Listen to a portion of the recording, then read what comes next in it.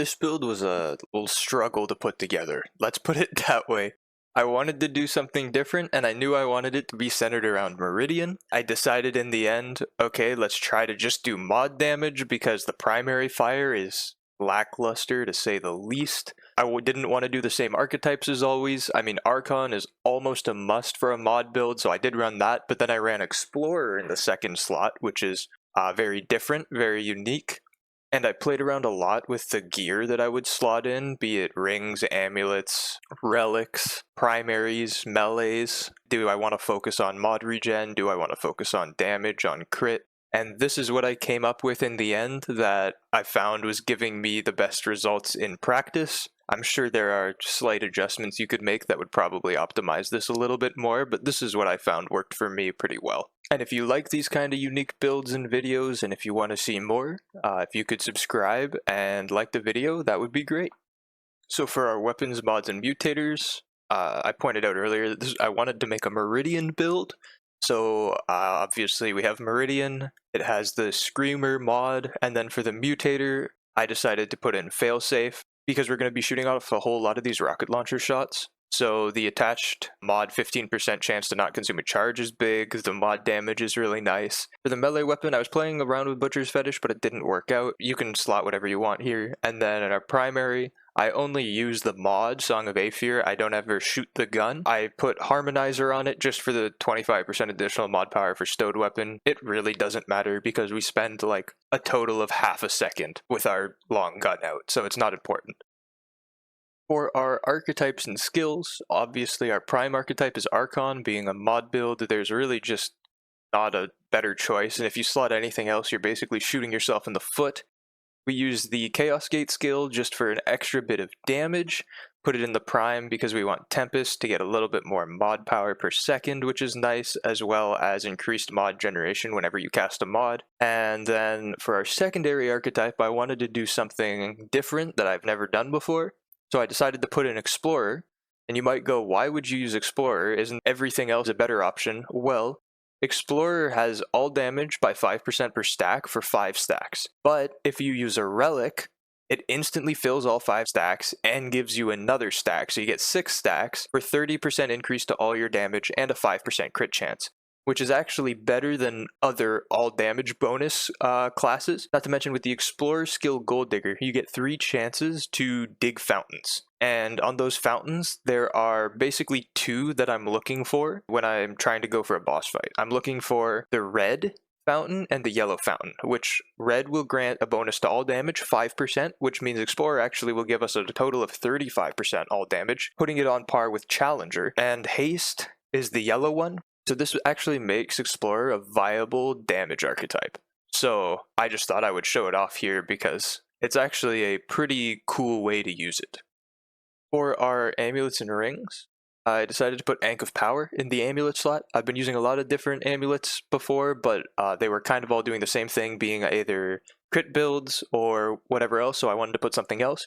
And I decided Ankh of Power would be great because consuming a relic doubles the bonus for 15 seconds, and we want to be consuming a relic to get our Explorer skill online regardless for our full scavenger stacks. Then for our first ring, Burden of the Destroyer, just for some more damage. Burden of the Gambler, just because crit chance, crit damage, and Legion doesn't have a weak spot. Same reason for Akari Warband, crit chance, crit damage, and we can self-proc it at the beginning of the fight. And then Burden of the Follower, just to increase our mod power generation to improve our barrage length. So if we use a relic, then we can shoot off maybe 5 or 6, but if with Burden of the Follower, maybe we can get 7 rockets or 8. For our relic and our fragments, I decided to use the reprocessed heart because it gives really good mod power conversion at the cost of your own health, but with enough regen built in and a consumable to use regen on. This is not the worst downside ever, and it can be worked around. For our fragments, used mod cost. This is once again giving us more rocket launcher shots. Mod damage to get, well, more damage. And for our last spot, we use consumable use speed just because we use a bunch of relics over the course of this fight, so this will make it a little bit quicker each time we use one.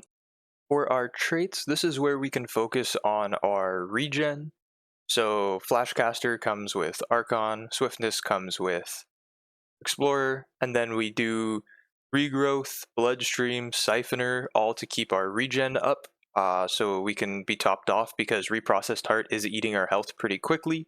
We have Glutton for consumable use speed, once again to get our relics off, as well as our buffing phase at the beginning of the fight a little bit quicker. Footwork, because we are going to be aiming most of the fight. We're going to be trying to strafe the ads the whole time. We don't actually want to kill the ads because that would, I don't know, take some time. And then Amplitude for AoE size. Then obviously we want Spirit for mod power regen because that's kind of the basis of this build.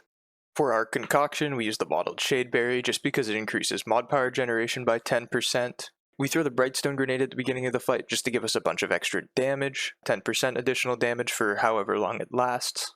We use the Fairy Needle consumable just to regen 10 extra mod power per second. On top of our mod power generation bonuses, this should add up to actually be a considerable amount. And we also used Bloodroot in this fight, just because Reprocessed Heart really does hurt us a lot, taking 5 health per second. So if we can regen 1.5 health per second, sounds like a really small number, but it will actually really help in keeping us alive. Now I'm just going to do a bit of a fight breakdown and try to explain how everything I did worked together to get down this boss pretty quickly.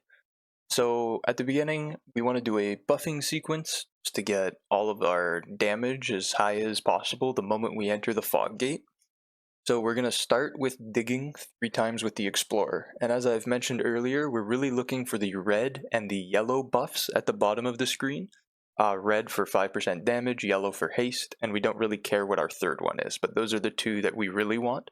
Then we're going to pop a Fairy Needle, which will give us 10 mod power a second for a minute, and this should last the whole fight.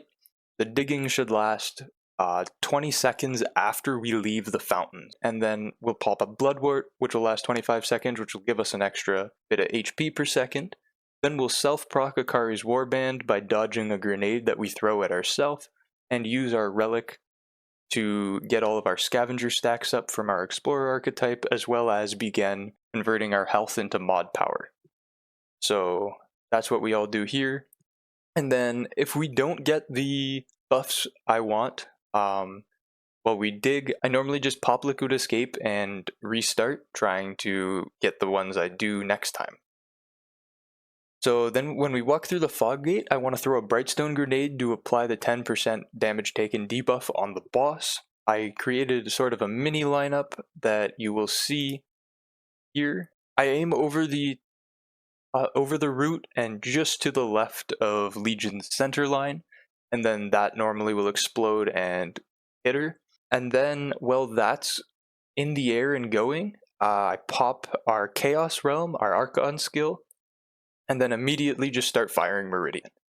And then we do a whole bunch of damage in like this opening salvo, I'll call it. So here you can see that I'm swapping to my shotgun and I'm about to shoot Song of Aether at the ads. And I do this because Song of Aether will slow them down and basically make them a non-issue for the fight. And then I can just immediately swap back, shoot off more Meridian shots, once again leading to try to dodge everything, dodge the shockwave to reproc Akari's Warband, use a reprocessed heart to get more mod power on our guns, which is from a Archon archetype. And then right at the end, I panic a little bit and mess up because you can see she has a little bit of health left, but I definitely had a mod charge I could have swapped back to, and that would have done a lot more damage than primary fire, but oh well, not a big deal. Could have saved maybe a couple seconds, but in the end, I was still quite happy with the time and everything working together that I decided this would be good enough. And that's it for the video, but I hope you enjoyed, and thank you for watching.